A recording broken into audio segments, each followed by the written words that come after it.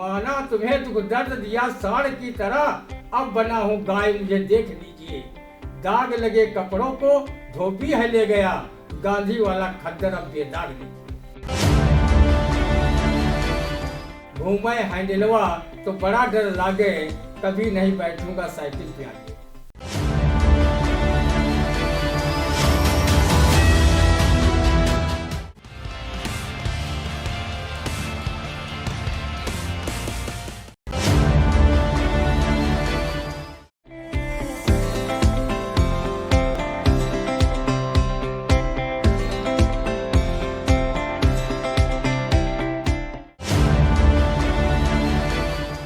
नमस्कार, मैं हूं उदय चौहान और आप देख रहे हैं आई इंडिया। हमारे साथ मौजूद हैं वरिष्ठ पत्रकार, कवि एवं रंगकर्मी, साहित्यकार ज्ञान प्रकाश सिंह प्रतीक। हम हाजिर हैं आपके सामने एक बार फिर अपना साप्ताहिक खास प्रोग्राम रंदा लेकर। रंदा हमारा जो किरदार है वो विभिन्न घटनाओं पर व्यंग्यात्मक शैली में अपनी एक प्रतिक्रिया सामने रखता है दर्शकों के। तो हम शुरुआत करते हैं। हमारी आज जो पहली खबर है, भाजपा में कटने थे 25% टिकट, अभी तक कटे सिर्फ 18%। इस पर आप लोग रंदा की टिप्पणी सुनिए। सभी टिकट अगर पार्टी हाईकमान काट देगा तो फिर रंदा सरीखे मतदाता ईवीएम बटन दबाने के समय फिर किसका टिकट काटेंगे? मतदान के समय मतदाता पिछले विधायकों में से अधिकांश का टिकट उन्हें नहीं काटेंगे, जो अहंकार से मुक्त होकर जनसेवा में 5 साल तक लगे रहे, जनता के बीच उनका व्यवहार अच्छा रहा और छोटे मोटे विकास कार्य भी कराते रहे।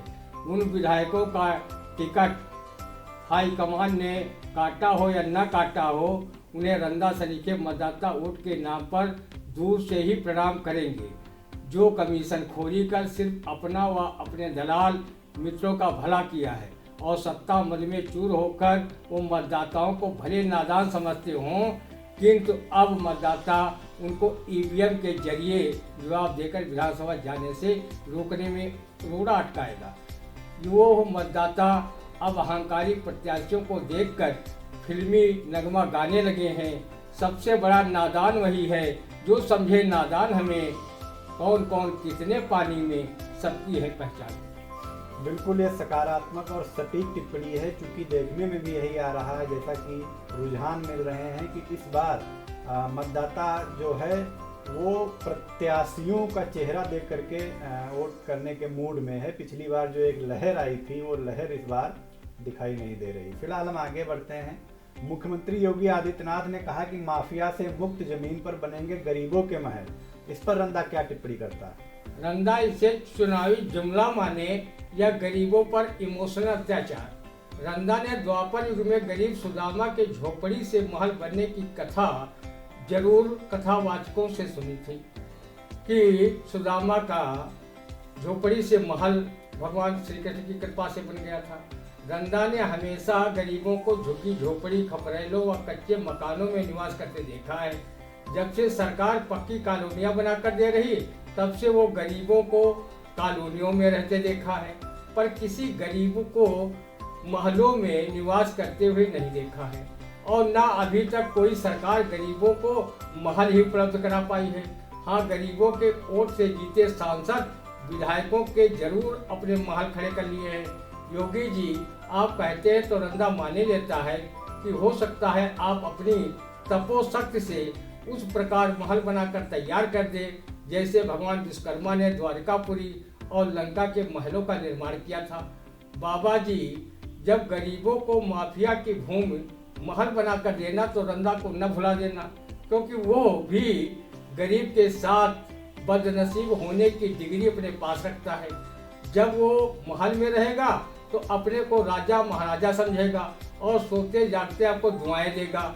महल अगर देना तो नौकर चाकर, घोड़ा गाड़ी, धन दौलत भी दे देना, नहीं तो रंदा महल में रहकर भी गरीबी का एहसास करता रहेगा। हमारी अगली खबर है, पूर्व केंद्रीय गृह राज्य मंत्री रहे रामलाल राही के हमसाया साथी कमाली दादा रामदयाल अवस्थी ने कहा कि सांसद रहते ठिलिया से कार्यकर्ताओं के घर पहुंच जाते थे राही। इस पर रंदा की टिप्पणी सुनिए। बड़े कमाली दादा रामदयाल ने बात कही है तो रंदा भी सही मानने के लिए तैयार है। रंदा का मानना है अब न रामलाल राही जैसा जिले में कोई जमीनी नेता है और न ही अपने नेता के प्रति समर्पित कार्यकर्ता। सबके अपने अपने स्वार्थ है। नेता अपने स्वार्थ के लिए कपड़े की तरह दल बदलते हैं। वो नेताओं की तरह इस पाले की ऐसी तैसी, उस पाले की जय के नारे साकार कर कार्यकर्ता अपना स्वार्थ सिद्ध करते हैं। केंद्रीय गृह राज्य मंत्री रहे रामलाल राही की तरह कार्यकर्ताओं से कोई नेता ठेलिया पर बैठकर नेता के घर न आ सकता है और न ठेलिया पर बैठ करके कार्यकर्ता नेता के घर जा सकता है। अब ठेलिया का युग खत्म हो गया है। ठेलिया पर तो नेता कार्यकर्ता की कौन कहे, मर्चरी तक मुर्दे भी जाने में अपनी इंसल्ट समझते हैं। वो भी स्वचालित 100 वाहन या एम्बुलेंस से 100 विच्छेदन गृह तक जाने में अपनी शान समझते हैं।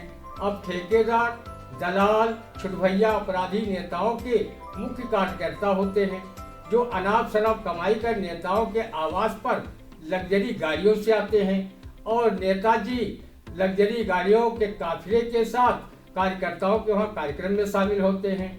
रही बात राही जी की, तो वो सादा जीवन उच्च विचार में विश्वास करते थे। गांधीवादी चिंतक और विचारक थे।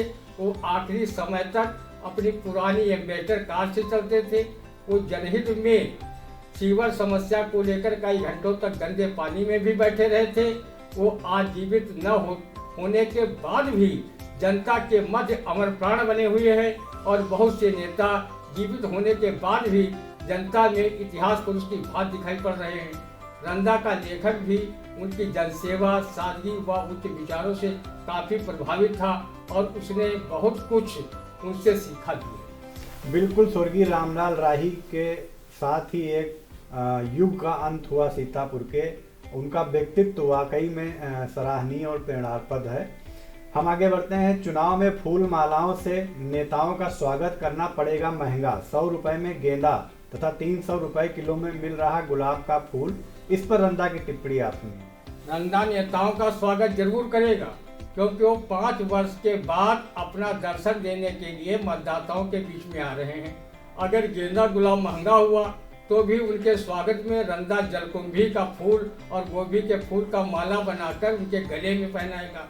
हाँ, रंदा उन सौभाग्यशाली मतदाताओं की देखा सुनी नहीं करेगा जो फूलों के जगह फटे जूतों की माला पहनाने के लिए अभी से आतुर दिखाई दे रहे हैं। गेंदा गुलाब से रंदा इसलिए स्वागत नहीं करेगा क्योंकि उसकी सब्जी नहीं बनाई जा सकती। गोभी के फूल से सब्जी भी नेताजी पका सकते हैं। जब नेताजी को रंदा जलकुंभी व गोभी के फूल की माला पहनाएगा तो नेताजी फूल कर कुप्पा हो जाएंगे और ये कहने पर विवश भी होंगे, माना तुम्हें दुख दर्द दिया साड़ की तरह, माना तुम्हें दुख दर्द दिया साड़ की तरह, अब बना हूँ गाय मुझे देख लीजिए, दाग लगे कपड़ों को धोबी है ले गया, गांधी वाला खद्दर अब बेदाग लीजिए। बिल्कुल, बहुत ही सटीक टिप्पणी ये आज के जो राजनेता हैं उनके व्यक्तित्व पर। हम आगे बढ़ते हैं। शाम होते ही गलन से कांपते हैं लोग। इस पर रंदा क्या टिप्पणी करता है? ठंडे ठंडे पानी से नहाना चाहिए। गाना को अमली जामा पहनाने वाले लोग इस भीषण गलन में नहाना तो दूर, मुंह धोने में उन्हें नानी बुआ सब याद आ रही है। इस भीषण ठंड में उन कहावतों को भी ठंडा कर दिया है जिसे लोग माघ महीना लगने के बाद कहना शुरू कर देते थे।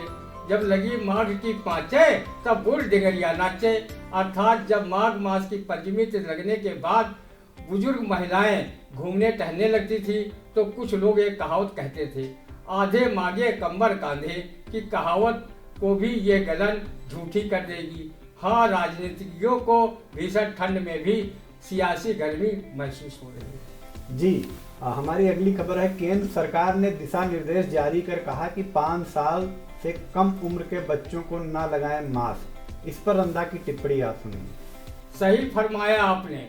5 साल से कम उम्र के बच्चों को कोरोना से वैसे ही डर लगता है जैसे भाजपा की लाखों लोगों की भीड़ वाली रैलियों से। कोरोना को मालूम है कि 5 साल से नीचे के बच्चे भगवान का प्रतिरूप होते हैं। अगर उन पर हमला किया तो बच्चे हमारी वही गति बना देंगे जैसे भगवान श्री कृष्ण ने बाल रूप में अघासुर, बकासुर और राक्षसी पुतना का वध करके गति बनाई थी। कोरोना को ये भी मालूम है कि भारतीय बच्चे बहुत बहादुर, त्यागी और तपस्वी होते हैं। 5 साल में बालक ध्रुव ने घोर तपस्या कर भगवान विष्णु से अटल वरदान प्राप्त किया था। 5 साल की उम्र में राजा दुष्यंत और शकुंतला के पुत्र भरत ने शेर के जबड़े में हाथ डालकर उनके दांत गिने थे। उन्हीं के नाम पर हमारे आर्यावर्त देश का नाम भारतवर्ष पड़ा। श्रीमद् भागवत कथा राजा परीक्षित को सुनाने वाले वेद व्यास के पुत्र सुखदेव जी जन्म लेने के तुरंत बाद जंगल में तपस्या करने चले गए थे। बाल्यावस्था में बड़गाम स्टेशन पर चाय गरम चिल्लाकर चाय बेच रहे थे हमारे पीएम मोदी जी। जब इतने पराक्रमी बच्चे भारत में जन्म लेते हैं तो उन्हें ना तो कोरोना से डरने की जरूरत है और ना मास्क लगाने। हमारी अगली खबर है, आप सांसद संजय सिंह ने कहा कि आम आदमी पार्टी की सरकार बने तो किसानों के सभी कर्जे माफ। इस पर रंदा की टिप्पणी आप सुनिए।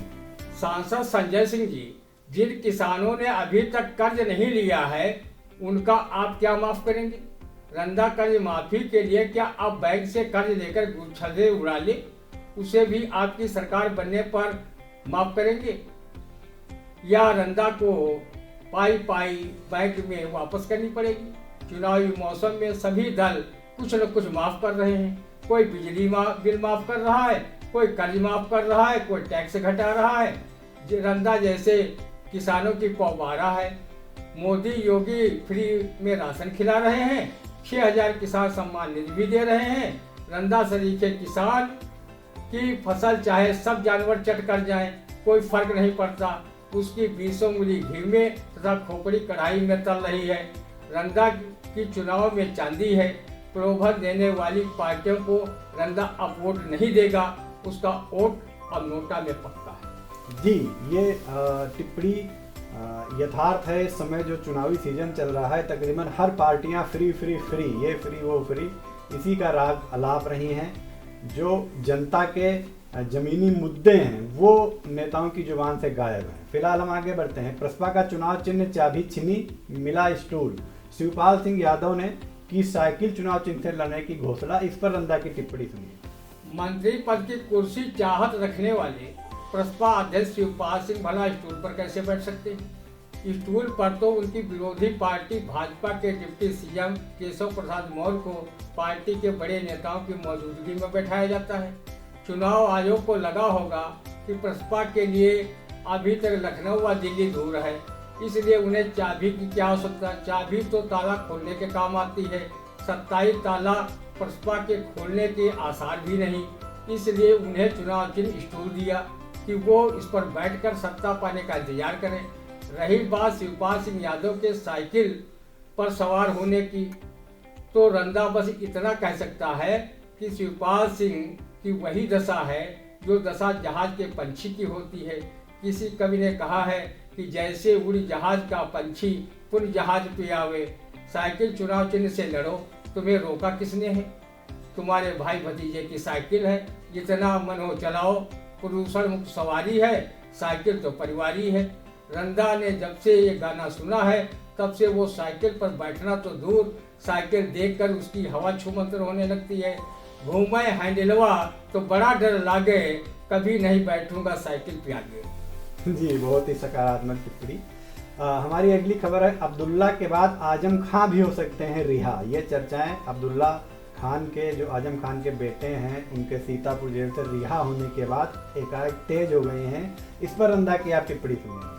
रंदा ने जब से ये खबर पढ़ी है तब से वो अपनी मुर्गियों और बकरियों के चोरी हो जाने की चिंता में दूल्हा होता जा रहा है।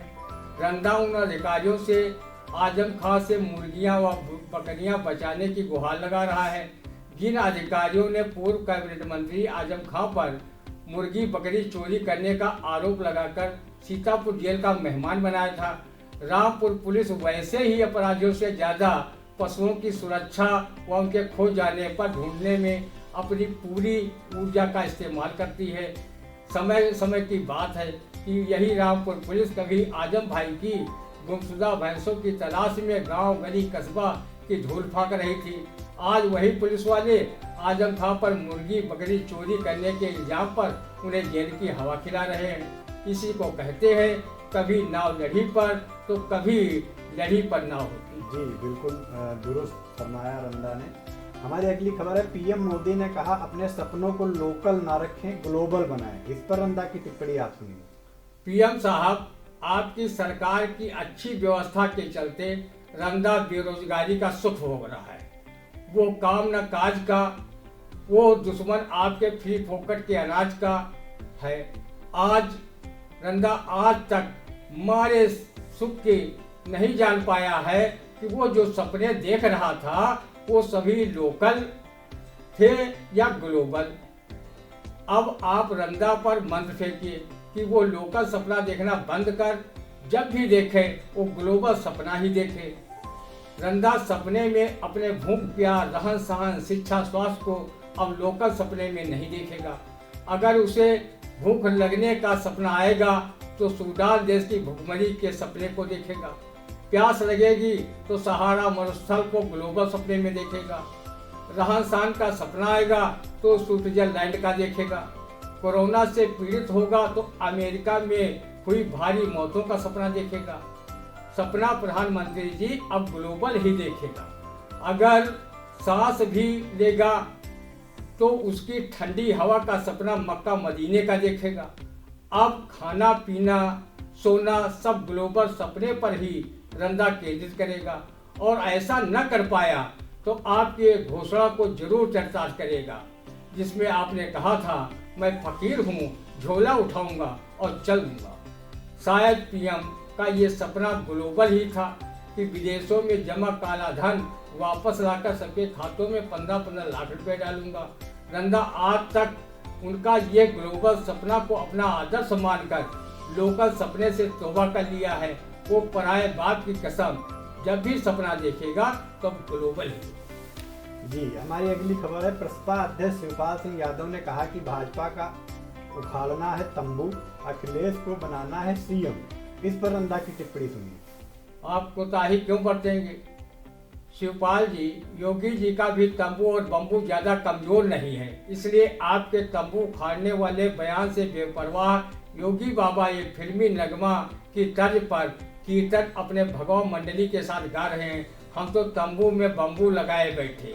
अगर कहीं आपने तंबू उखाड़ भी दिया तो बाबा के तंबू का बम्बू क्या ओम प्रकाश राजभर या स्वामी प्रसाद मौर्य उखाड़ेंगे या कोई और?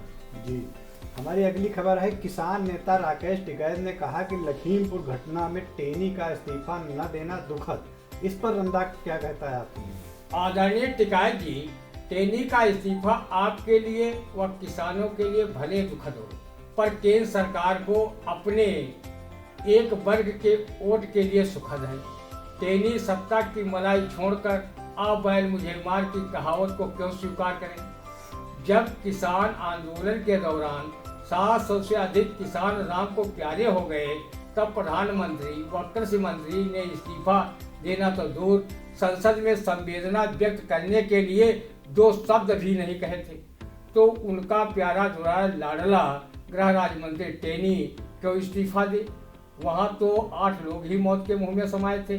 अब कोई लाल बहादुर शास्त्री है नहीं जो सत्ता की मलाई छोड़कर 2 लोगों के ट्रेन दुर्घटना में मारे जाने पर अपने रेल मंत्री पद से इस्तीफा नैतिक जिम्मेदारी लेकर दे दिया था। इस्तीफा ले या न ले, लेकिन 2024 के लोकसभा चुनाव में जनता उन्हें हार का स्वाद चखाकर ले ही लेगी, क्योंकि किसी ने कहा है कि जैसी करनी वैसा फल, आज नहीं तो निश्चय कर। जी तो ये था हमारा आज का साप्ताहिक खास प्रोग्राम रंदा। दर्शकों से अनुरोध है कि रंदा को लेकर अपनी प्रतिक्रियाएं हमारे कमेंट बॉक्स में अवश्य दें। हम अगले सप्ताह फिर हाजिर होंगे अपने इसी खास प्रोग्राम में। तब तक के लिए दीजिए हमें इजाज़त। नमस्कार।